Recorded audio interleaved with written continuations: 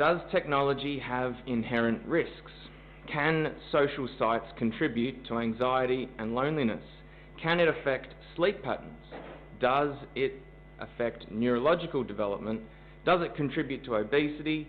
Does it affect behaviour? Should I give it to my kids? If so, how much? How often? Does it affect my ability to parent? And what proactive things can I do that can make a difference? My name is Tom Mansfield, and I'll be talking you through the next 3 weeks, exploring the answers to all of these questions. A little bit of background on myself. I have a degree in marketing and digital media and a diploma in television and film production, and I've been working in the industry for around about 10 years. I don't claim to be an expert, but I do have experience in the area, and I do understand how it operates and the tactics that marketers use and big business use to draw consumers into their products. And maybe you, like myself, have noticed how technology has become a part of our everyday lives. That there may be some of these, might have been some of the questions, that's all right, but maybe some of these questions are some of the things that brought you here this evening. Maybe you, like myself, have been thinking about some of these, maybe subconsciously, and you've been thinking, well, yes, I do notice that things have been changing, even in my personal life and with the lives of people around me over the last 12 to 15 years. And I felt this within myself, in how I was living, the things I was doing, the social behaviour I had, and the time that I was spending on smart devices. But I had no idea if this was normal or not. And briefly searching on the internet, I struggled to find anything meaningful that would answer the questions I have behind me. So I decided to do a thorough analysis of the landscape so I could answer these questions for myself. And as I was conducting this research, I thought it was such a relevant message for everyone that I wanted to share it with as many people as I could. And that's why we're here this evening. Because I was sure that it wasn't just myself that was thinking about these things or wanted these questions answered. Now, I spoke to a lot of different people who kind of knew that technology was bad in high doses, but no one really knows how much is too much, what is excessive usage, etc., or what the repercussions were. So my strategy was to compile an evidence-based list of credible research studies that showed beyond reasonable doubt the answers to these questions. So the material that I'll be presenting to you over the next 3 weeks is really not my own. It's a combination of over 32 research studies and snippets of over 100 research articles which I've read over the past year. And the studies range from child behaviour problems, sleep deprivation, obesity, parenting stress, neurological changes, digital dementia, psychology, academic performance, and the list could go on. And the demographic ranges from infants to adults in their test subjects. So it's a fairly broad group of people and range of topics. Now, I'll admit, I wasn't surprised with the findings, nor do I think you will be either. I think most of it we kind of already know and feel within ourselves, but it's just that no one really has the evidence or knows where to find the evidence to support those feelings. And no one really wants to know the truth about technology, because no one really wants to change the way they live or parent. I reckon that's another big reason. But why? Because for everyone, technology has become seemingly a necessity in this life, and for parents an effective tool of managing family life every day. So these talks are in no way a judgment on parenting styles or life choices at all. I'm simply going to reveal to you evidence from research conducted that answers the questions that we listed before. They are designed to inform us as parents, adults and teenagers of the evidence of what technology actually does, so that we can then take that information and then apply it appropriately in our personal or family lives. Another thing to note is that there is way too much information out there. There is so much fascinating research we could talk about, but we simply don't have the time. But I'm sure you'll also have questions that I won't be answering on any of these nights, and that's why I'm in the process of making a booklet that I'll give to you on the third night, which will be a compilation of all the slides plus all the research material that I couldn't fit into my talks, and you can take that away and read it in your own time. Now, of course, another very important part of all these studies is what God expects of us and how we should live, and the wisdom we can gain from listening to Him and applying that to what we know about technology. Now, as we will see, the effects can be further reaching than we can think. And what we might see as being a seemingly harmless habit today for parents and children do have repercussions later in life. So the three talks that we've prepared for you are the consumer experience, which is this evening, wired children, and smartphones, dumb people.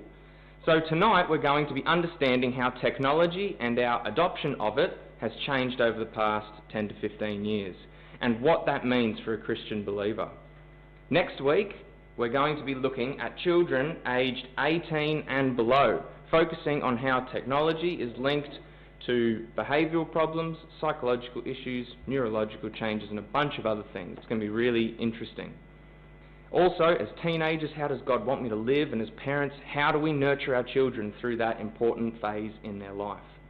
And in our last study, we're going to focus on those aged 19 and above, young adults and parents, examining how technology is affecting our relationships with each other, our social situations, life enjoyment, parenting stress, feelings of loneliness, concentration problems at work or at home, and digital dementia. Now, God has entrusted those who are older to teach in example and word God's ways to those that are younger, and by extension, everybody around. We're going to touch on techniques on how to begin to break free from overusing technology and how we can set up good habits around this. These talks are not about completely removing technology from our lives. Technology is here to stay and continuing to grow. But it's more about managing it instead of being managed by it. Now, I want to start with a challenge. Now, for the purposes of these sessions, we'll be focusing on technology in relation to what we can access through screens and smart devices, as there are obviously many more benefits that sit outside this, such as medical advancements, car safety, science, space exploration, energy efficiency. They're all amazing things, and the list could go on, but that's not what we're focusing on. We're focusing on benefits in relation to what we can access through screens and smart devices. And I believe it's summarised in the following: communication, access to information, and organisation. Communication with people has never been easier or more accessible. You can, at the touch of a button, get in touch with anyone, anywhere on the planet. It's amazing. It's like no other time in history. Communication apps, everyone has about 6 or 7 of them on their phone. And the expectation of being able to be communicated to whenever you are, wherever you are, and whatever time is higher than ever. WhatsApp, Facebook, Snapchat, and thousands of other apps help us keep in touch with people that we never see, or that give us regular opportunities to reach out to people if they're struggling. Access to information like documents in cloud storage, answers to questions like how to build something or how to chop the perfect onion, or news, access to money through internet banking or mobile banking, Bible reading apps, general knowledge, or just navigating around using Google Maps. Another huge benefit that's come through our devices. And organisation of life in general, of work, of projects and events, etc. I think they're probably the 3 main ones. If you've got others, we can discuss it afterwards. But I think generally that sort of encompasses the major benefits that come from what we can access through our screens. Now, there is no doubt that there are benefits that have come with the advancements of technology, as we've just mentioned before. But technology has advanced, and so then has our uptake and adoption in our everyday lives. Okay, so I don't know about you, but I remember when I was a kid listening to the radio and waiting for a song to come on and clicking record and making an awesome mixtape of songs. And I remember when the Discman came out with skip protection. I remember when Dad came home from work with that phone and it was just the bee's knees. I remember writing a letter to my friend Steve in Sydney and posting it. I remember when I went to high school, first and second year, they asked for floppy disks to be brought. I remember my mum for years used a paper diary to do all of her work. I remember when the internet was first launched. That's actually Apple's website, the first website they made back in 1996. It's absolutely hideous. I remember when email first came out and people that had too much time on their hands would send around a whole bunch of funny videos, and it was great. I remember when I used to go to the shops with Mum and buy things, and I remember when I went around America when I was 6 and Dad lugged around a big VHS camcorder and we had our Olympus camera. Imagine doing that these days. I remember going to the library to research things for a project. I remember having exactly that, a Game Boy Pocket. Amazing if you've never used one. I remember when I got my first car and I used a Melways to get around, and I remember reading the Trading Post to look for cars because that's a passion of mine, and going to the cinemas quite regularly. But now all of these things have a digital replacement, don't they? Every single one of them has a digital replacement, and there are so many more that we could mention, but they are now all accessible through a single, powerful, fast, light, affordable, portable device. And we carry this around with us everywhere we go. Now, the amalgamation of technology has a direct correlation with the amount we use it. It must, which is represented by the amount of time that people spend on their devices these days as opposed to 15 years ago. Now, the benefits of technology aren't dissimilar to the benefits of automobiles. Like, there are amazing opportunities that have been opened up as the result of the invention of the car. Our lives and societies would not be the same without them. But driving a car comes with inherent risks, doesn't it? We could have an accident any time, and it might not even be our fault. And technology, I don't see as being any different. So, the benefits of technology, what have they brought? Well, we saw how it's roughly, with what we can access through screens, summarised into communication, access to information and organisation. And we've seen how it's a huge benefit to not have to lug around the VHS camcorder and all those things that we can all access through the touch of a few buttons, well, no buttons on this one, and you can access whatever you want. So how do we use devices today? What does the future of web and technology hold? When will we get there? Pause, dramatic effect. When will we get there? Well, focusing on the web, just as an example, the web, it provides us with the answer to those questions. So here is a graph. It's a beautiful graph. And what this basically shows us is the evolution of the web from the 80s through to what's predicted in 2030. Now, all the words on the top of that dotted line, which you are all very well aware of, are all the different web languages that have been created along that period of time. And all the words underneath are everything, all the functions for the web that have been invented as a result of those languages. So this table here shows pretty much the same sort of thing. Now, we'll just quickly go through this table. So in Web 1.0, so when it was first launched out to everyone, I'm sure we all can remember that, it was absolutely horrible. We couldn't do anything. It was just a read-only interface, wasn't it? It was just company profiles, things like that. It was really useless. And it was just a time waster, really, and it literally was a waste of time because you're not finding anything relevant or interesting on Web 1.0. And when Web 2.0 came out from 2000s to 2010, it was now the socialisation of information, because people could not only read content, but they could write content onto the web. Or in other words, they could post content. This is where big social media giants like Facebook started to emerge, and that's where you could, where social gatherings started to be replaced a little bit by what you could do socially online. Now, we're currently in Web 3.0, which is between 2010 and 2020, and I'm sure you've noticed this over the last 5 to 9 years or whatever, where machine learning and artificial intelligence has really changed your web experience. See, back in this era here, there was a lot of data mining that was going on. So Facebook and all these companies, they knew sort of what to do, but it was a very manual process to target their consumers.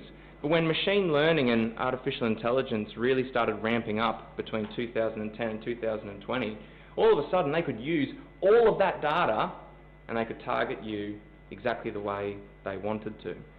And a good example of that is when you might be on your email, you go, hey, you know, Steve, let's go camping this weekend, and then all of a sudden there's just camping ads everywhere across your interface. They're called repositioning ads, and that's an algorithm that's used by Google, and it sends its message out to all these different sites that it has those things hosted on. So machine learning has just helped to automate things so that they can target us so effectively. Now, where's it going? Where's Web 4.0 going? Now, phone to a dentist. I've got a problem with my tooth. I make an appointment over the phone. Now, I don't have to do anything. Like, the phone has heard what I've said, and it makes an appointment in my diary. I don't have to enter that myself. Great.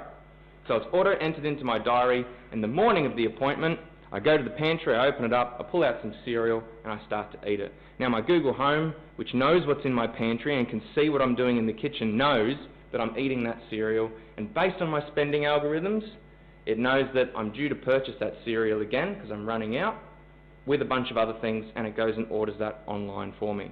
Now I'm done with my cereal, I jump into my car, and I don't have to do anything because I've got a driverless car. And it just takes me there because it's synced with my calendar, so it knows where to go. I don't have to say anything. So it just takes me to my dentist appointment and back again, and there are my groceries on the front door. Now, we already have quite a lot of those things already, don't we? We've got driverless cars, we have those Google Homes, but the technology is just sort of, nothing's really syncing with each other yet. But there will come a time where it will be an autonomous environment where technology and our lives are seamlessly integrated.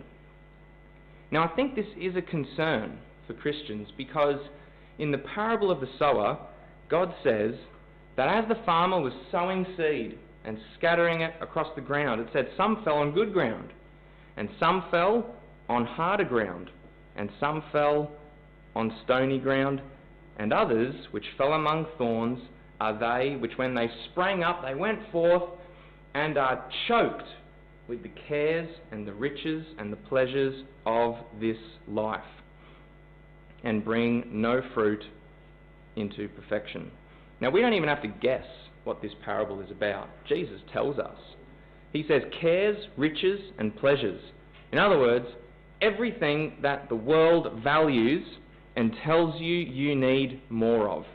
That's what it is. And I don't know about you, but it's becoming harder and harder to make a clear line between with what the world values and with what God values. And from what we can expect to see, it's not necessarily going to get any easier when technology and our lives are seamlessly integrated. So how many people own smart devices? Well, according to this study, which is from the Pew Research Centre, 81% of Australians own a smart device. So children today are growing up in a very different world than even I grew up in, let alone 50 years ago. And they're also spending their time differently as a result. So a study conducted in 2018, published in the Preventative Medicines Report, sampled over 40,000 children, to ascertain whether screen time was linked to lower physiological well-being among children. One extract from that study, which is this one, one extract from that study focused on the average number of hours per day spent on devices in correlation to age. And this is what they found. So we've got age down the bottom, left to right, and we've got number of hours in screen time, top to bottom. And you can see, the older that they get, naturally the more screen time they start to consume. So that's what they, one of the things they found. Now, when they say screen time, they're not talking about at school, the school has given them a laptop and they're using that laptop at school. It's saying screen time during leisure time. So this is free time that they've got. They can do whatever they want, but they choose to use a screen. That's what it's talking about. And it says this in that second quote: the largest increase in screen time occurred between elementary school and middle school. By high school, ages 14 to 17, adolescents spent 4 hours and 35 minutes a day with screens. So the largest increase in screen time is right in the middle of the most influential part in our children's lives. Now, if we are trying to bring up a family with good morals, with good values, with good principles, spiritual or otherwise, the time we spend guiding our kids through this difficult period of their life will pay dividends now and later on. More on that in our next study when we focus on kids. Another research study conducted by Deloitte every year here in Australia for the past 7 years, entitled Media Consumption Survey, reviews how Australians are spending their screen time. It breaks it up into 5 main demographics. You've got the trailing millennials, the leading millennials, the X's, boomers and maturers. Now, this is how each of those demographics spend their time, and it's all slightly different. We can see there that down the bottom here are the demographics, and the colours represent the different things that they're doing with their time. And we can see that the leading millennials, which is the dark, the 27 here, this is the leading millennials, this whole column. We can see they watch a lot more streaming video than the matures do. So we can, that's the way that it's sort of broken up. But this is one of the things that they say. The way we are spreading our time across digital entertainment reflects the convergence of these activities. Consumers don't need to visit specific platforms, apps or websites to engage in a particular activity. Now, what they mean by that are that these core activities here are available in a single channel such as Facebook. So on Facebook I can consume video, social media and browse random information.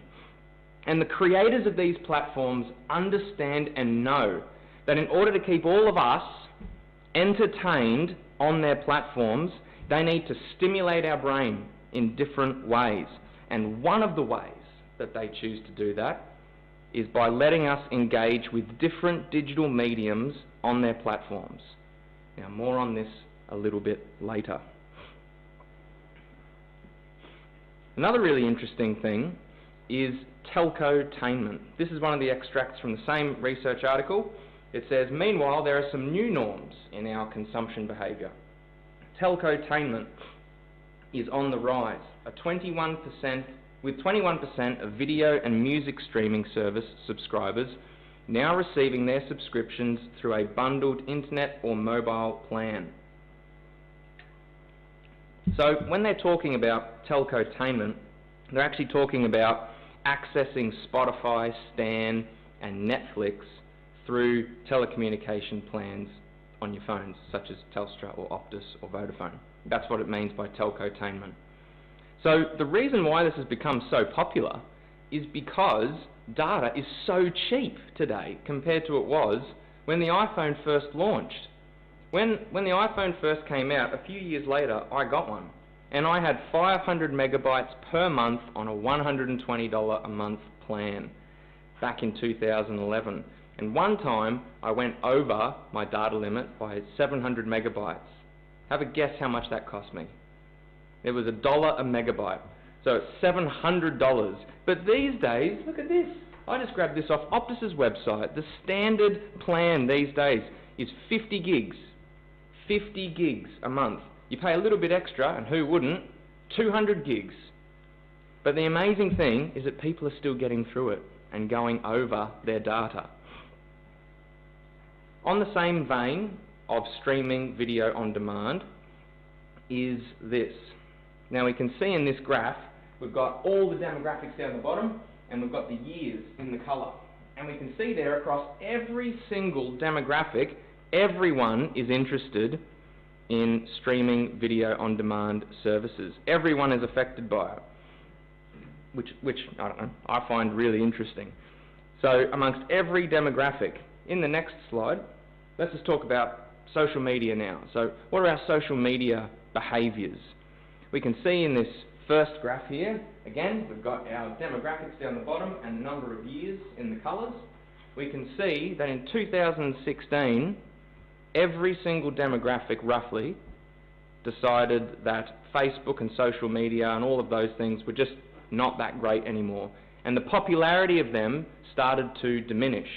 But the study is very quick to say, in the first citation, that's not to say social media is not popular.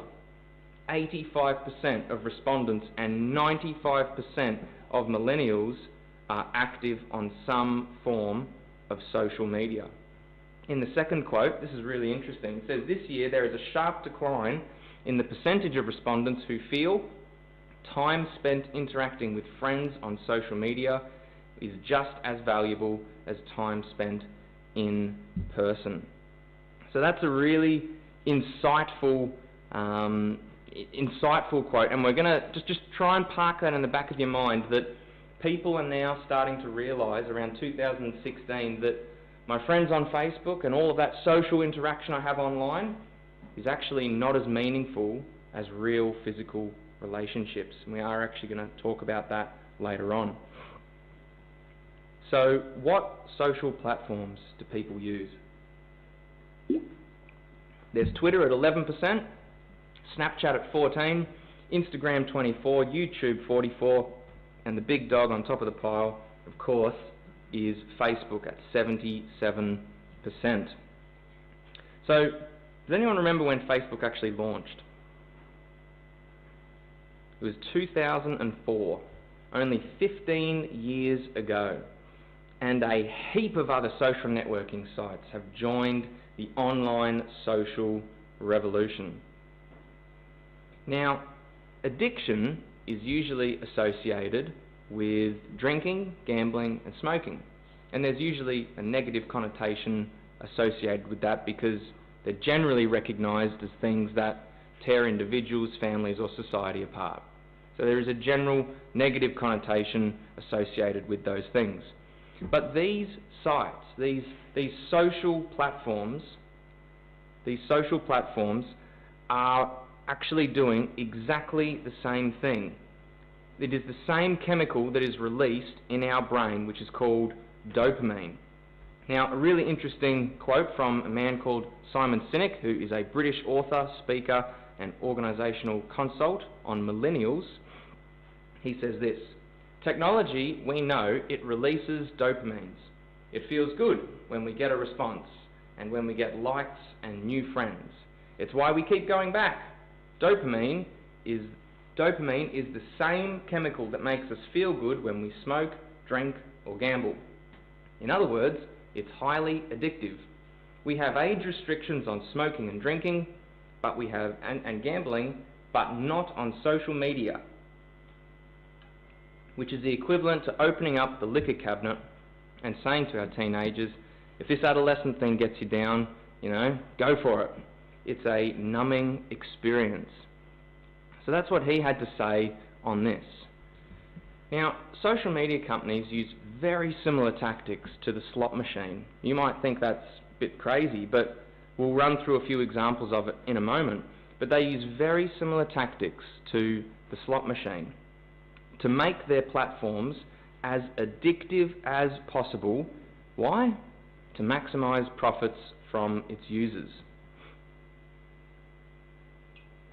Tristan Harris, a former design ethicist at Google, he said this in relation to why social platforms are highly addictive. We cannot know when we will be rewarded, and more often than not, we don't find anything interesting or gratifying, much like gambling. But that's precisely why we keep going back. Dr. Mark Griffiths, a professor of behavioural addiction, he says this: the rewards are what psychologists refer to as variable reinforcement schedules, and is the key to social media users repeatedly checking their screens. Social media sites are chock-a-block with unpredictable rewards. They are trying to grab users' attention to make social media users create a routine and habitually check their screens.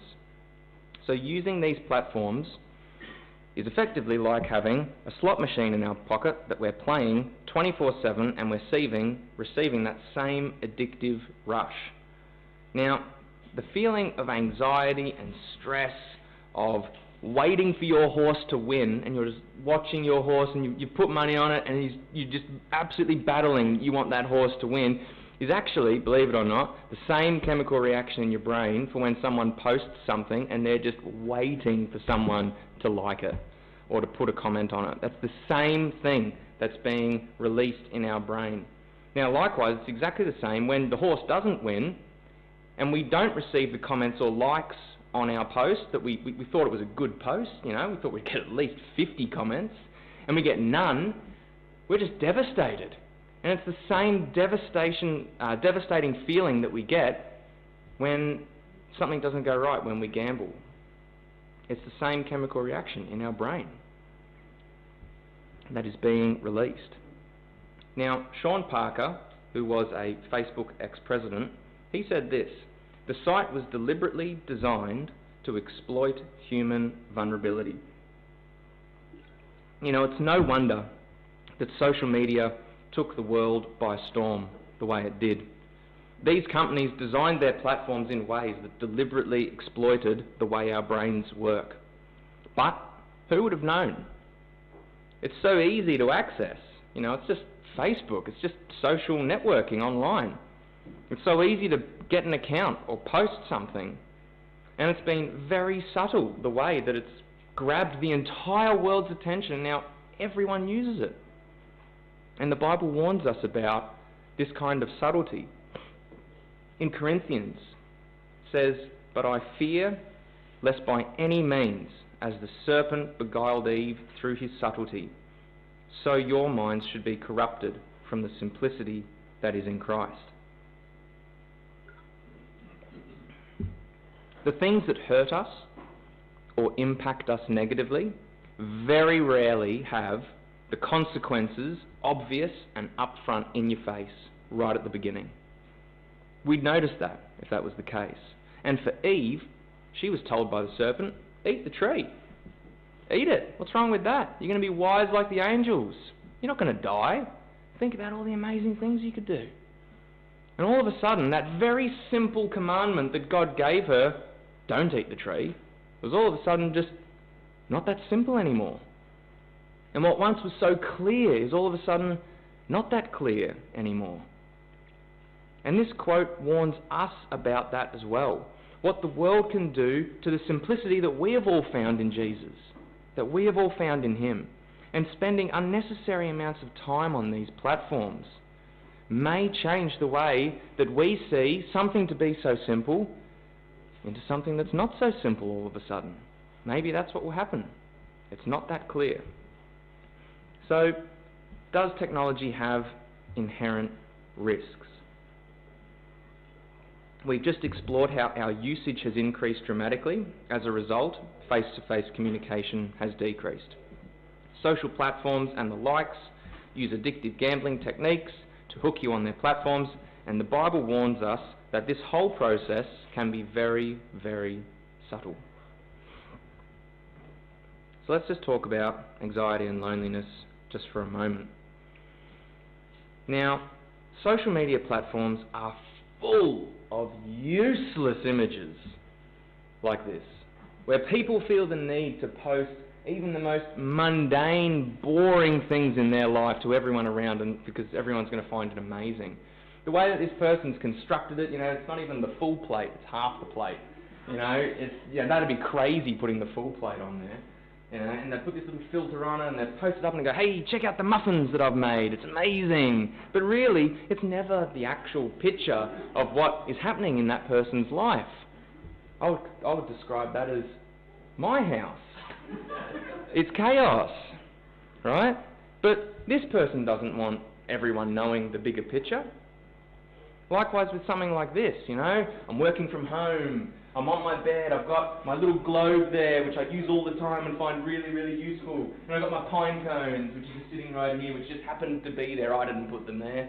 And I'm just comfortable and I'm just working from home, sort of, flexible working arrangements, and really, it's just, there's actually 6 cats in that room. But no one wants to show the bigger picture, do they? People are so selective about what they post. It's never the wider picture. It's never real life. Instead, it's always a moderated, sepia tone, filtered, cropped version of it. Now, I actually know someone who, when posting a photo of their newborn baby, photoshopped out all the little red dimples that can sometimes happen on their face, because their online profile, their online story that they want everyone to see and know that that's what their real life is, has a baby with perfect skin. Isn't that interesting? It's just a small example of someone doing that. But everyone thinks they need to show people even the most mundane of things. A study conducted in 2012 in Australia entitled "The Effects of Personality Traits, Self-Esteem, Loneliness and Narcissism on Facebook Use Among University Students" had this to say: impression management is attempts to control information in order to affect other people's opinions of oneself. Impression management on Facebook tends to be done implicitly by having certain friends belonging to certain groups, uploading selected pictures, removing tags from others, and checking in at certain places and locations. So this study is in relation to Facebook, but the same can apply to every single social platform, and it goes on to talk about this. Students who are high in loneliness use the site to compensate for their lack of real friends, their physical friends. Interestingly, students with higher levels of loneliness reported having more Facebook friends.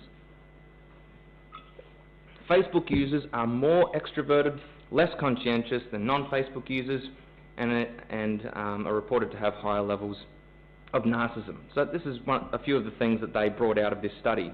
Now, we've already seen, if you remember, just cast your mind back just a few minutes, back to the Deloitte study that we were talking about, that showed how people are beginning to realise that relationships online are not the same or as meaningful as physical ones, which correlates perfectly with this study here, which reports increased feelings of loneliness and isolation among people who use social media platforms a lot.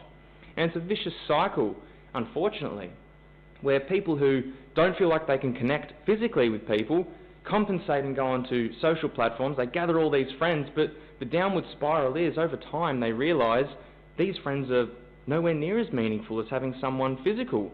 So they get more friends online, and the vicious cycle continues. And people can go into pretty severe depression. But the Bible says this about anxiety: do not be anxious. Do not be anxious about anything, but in everything, by prayer and supplication with thanksgiving, let your requests be made known to God, and the peace of God, which surpasses all understanding, will guard your hearts and minds in Jesus Christ.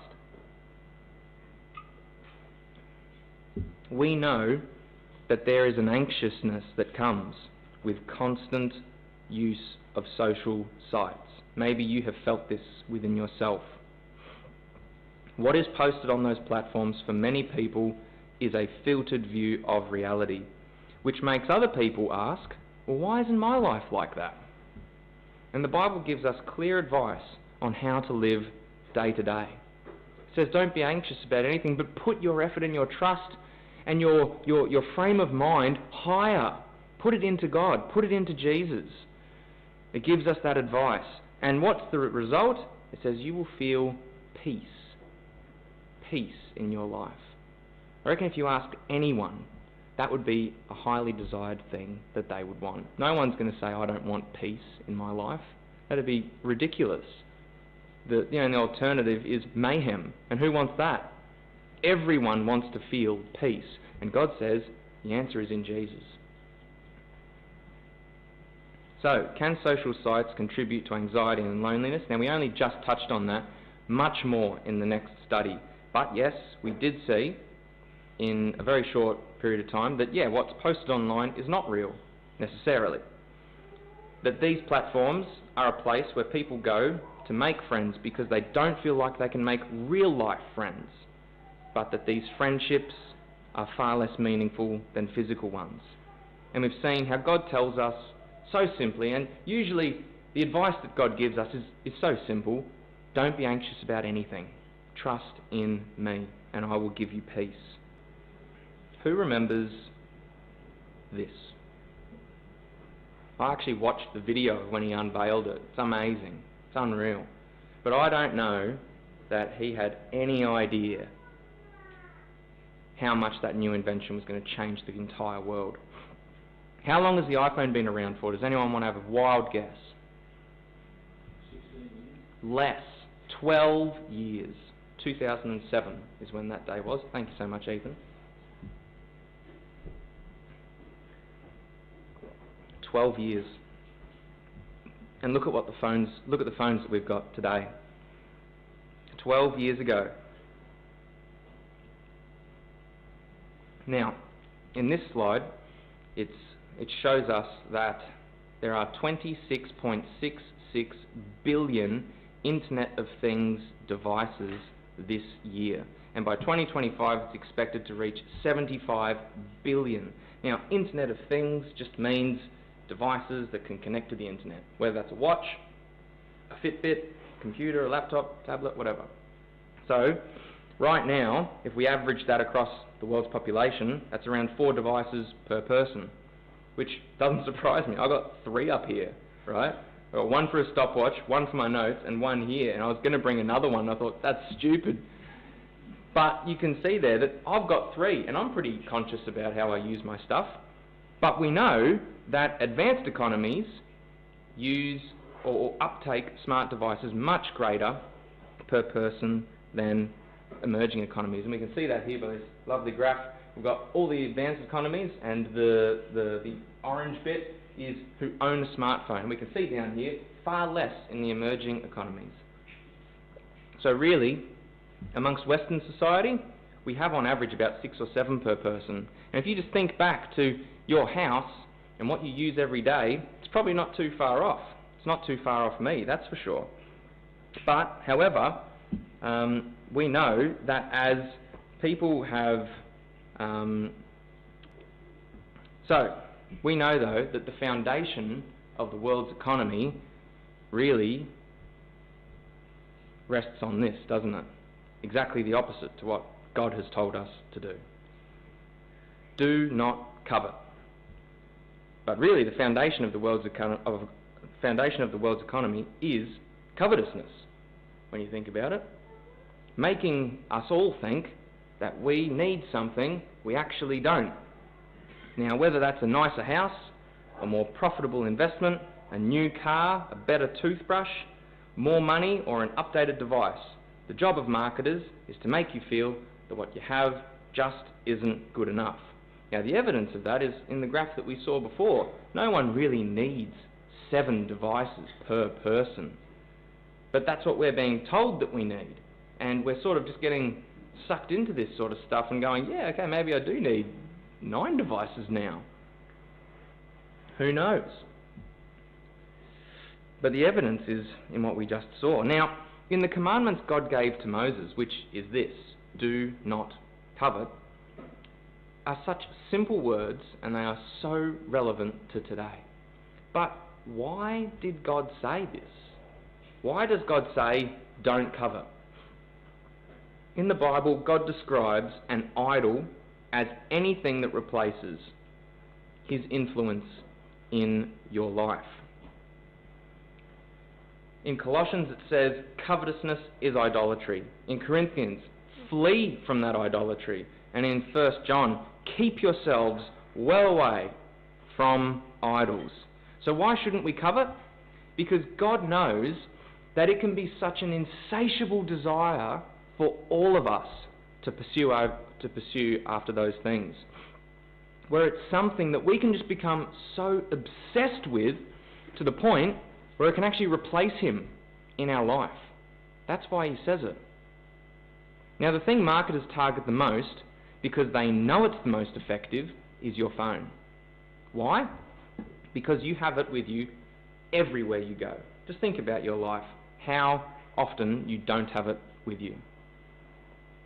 Because for most people, it's the first thing that they see in the morning, use on the train, have at lunch, use on the toilet, and the last thing before they go to bed. Now, I know I've been in that rhythm before, for many years. But God says, flee from that kind of thing. Flee from things that take away time from him and will fill your head with distractions. And I don't know about you, but I feel like everyone's distracted these days. Everyone is distracted. I don't feel like I can have a conversation with one person, let alone a group of people, where a message, alert or phone call doesn't interrupt that conversation. Which is not surprising, because a study of over 7,500 people found that 79% of smartphone owners aged between 18 and 44 keep their phones on them for all but 2 hours of their day. Now, when it says it keeps their phones on them, it actually means within a 2 metre proximity. So within 2 metres, your phone, 79% of us who are in that age group, 79% of us have our phones within 2 metres of us for 22 hours of the day. 22 hours of the day. Now, the instinctive thing is to put up a barrier and say, well, I'm not part of that 79%. You know, I'm not someone who takes fake photos and puts them online. You know, I'm not someone who lets my kids get away with using devices more than they should. But the sooner we start to, put ourselves in those categories and in those groups, which are all majority held by society, they're not minority groups, they're majority held, the sooner we can start making changes in our life. The sooner we can start actually making changes. Now, another thing that you might have realised happening recently is the use of smart devices while watching TV or doing other digital activities. Now, the Deloitte Media Consumption Survey in 2018 found this. In Australia, multitasking in front of the TV is ubiquitous. This year, and last year, 91% of respondents multitasked while watching TV. 96% of millennials do this. I'm sure you've noticed that before. But is it a problem? Is it something we should be worried about? Well, if we read the second quote there, which is slightly smaller, it says multitasking can result in passive consumption, watching, reading, browsing and playing multiple forms of media simultaneously without fully focusing on interacting or engaging with any of them. So, when we multitask like this, we actually take in a very, very shallow level of understanding. Now, a study of multitasking performance conducted at Stanford University, published in the Proceedings of the National Academy of Science, compared groups of young people assessed as being either heavy or light multitaskers, and ironically, this is what they reported. The surprising results that heavy media multitaskers perform worse. One of the researchers commented, the shocking discovery of this research is that high multitaskers are lousy at everything that's necessary for multitasking. It's just such an oxymoron, the whole thing. It goes on in another, in another similar study. It says everything in the past 30 years has sped up. It's about reacting quickly, but at a shallow level. Text messages and computer games are all about speed and instant hits, rather than a more profound, detailed way of handling information. The way we're training our brains these days is to not think deeply about anything, which is a real problem when it comes to what God has asked us to do. He says, "This book of the law shall not depart out of your mouth. Meditate on it day and night, that you might observe to do according to all that is written in it. For then you shall make your way thou shalt make thy way prosperous, and then thou shalt have good success." How can we expect to have a really, really deep and meaningful relationship with God and Jesus if the majority of our brain training is to be a shallow thinker? Now, I'm not saying that if we own a smart device, we can't have a relationship with God and Jesus. That's not what I'm saying.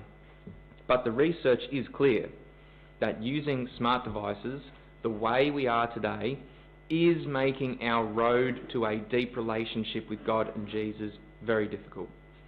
And how much harder for our children? I mean, it might not affect those of us who are older, because before technology really, boomed off, we'd already sort of, figured ourselves out, got a relationship with Jesus and God. It's always a work in progress throughout our life, but we kind of had that foundation. But what about this generation coming through? How can we put things into place to help steer them in the right direction?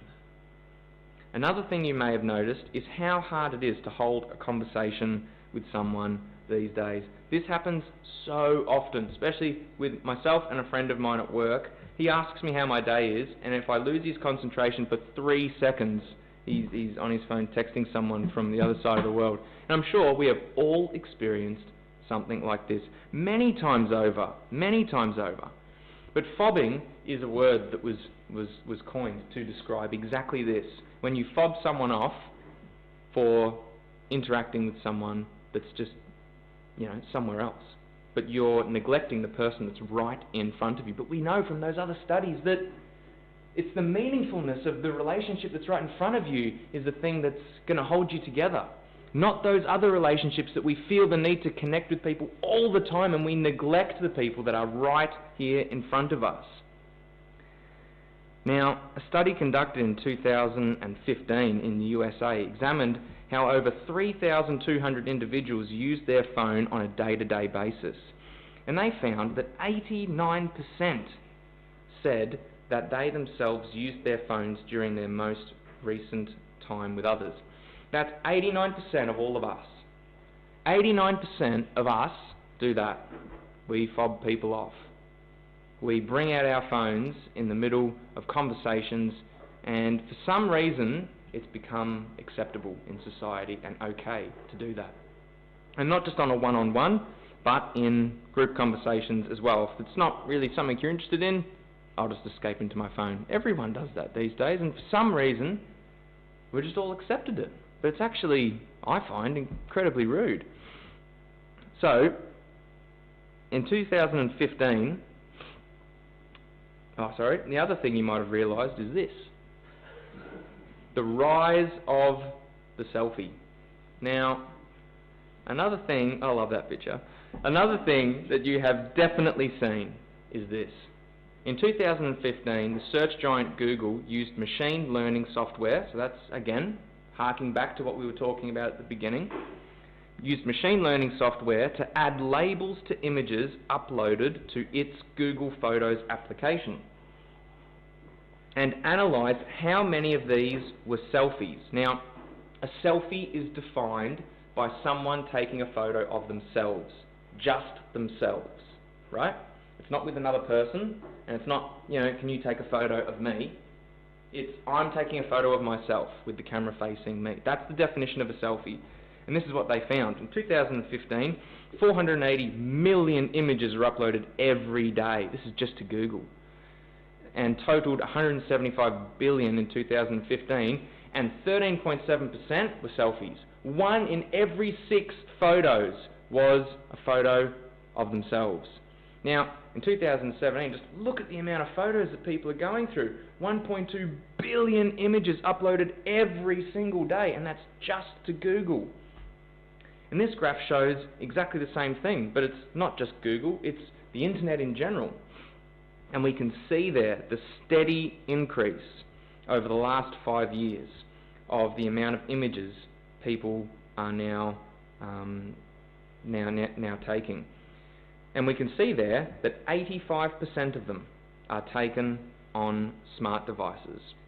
I think people long ago had a lot more insight into the dangers of technology than we do today.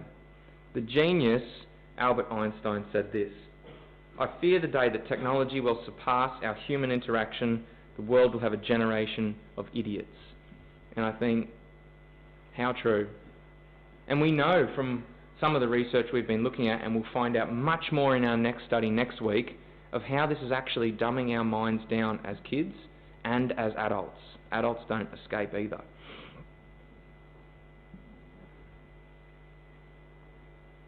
But God says this: "Love not the world, neither the things that are in the world. If any man loves the world, God's love is not in this person.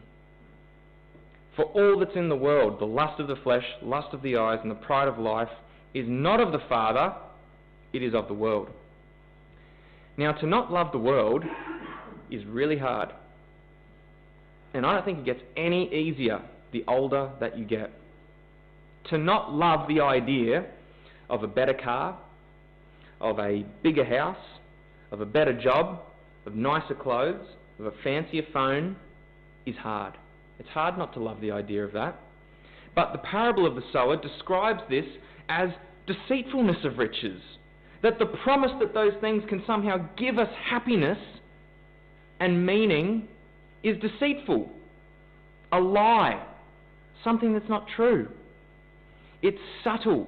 Just like how when the serpent deceived Eve into thinking something and believing a lie, we also can fall into that same slippery trap. And all of a sudden, the simplicity that we've all found in Jesus may not be that simple anymore.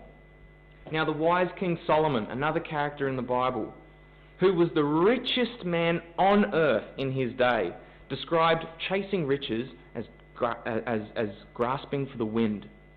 And for us, what makes loving not the world harder to achieve is the world's values constantly present in our pockets, or if not in our pockets, it's within 2 meters of us, 22 hours a day. Now, we've covered a lot this evening, and I don't expect you to remember or retain all of it. But in our 3rd study, I will be giving out a booklet with all the research and the slides so that you can go through it in your own time. But in our next study, we're going to continue answering our questions, which are here, and we're going to be specifically focusing on the most precious thing to us, and that is our children.